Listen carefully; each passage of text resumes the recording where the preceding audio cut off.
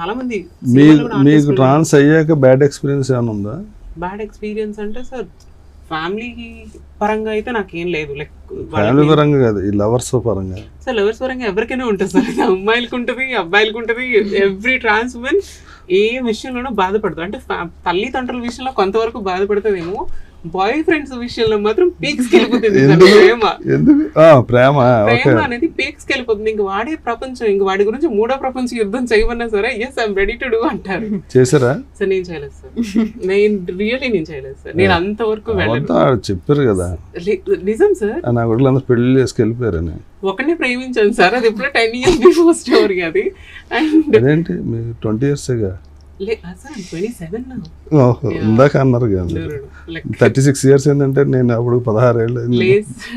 అంటే నేను ఏం కాదు, నాకు 4 మనలు ఉన్నారు, నేను ఎంగలా ప్రూవ్ చేసుకోవాల్సిన అవసరం కొత్తగా పెళ్ళి అవ్వాల్సిందే లేదు కదా. అంతే సార్.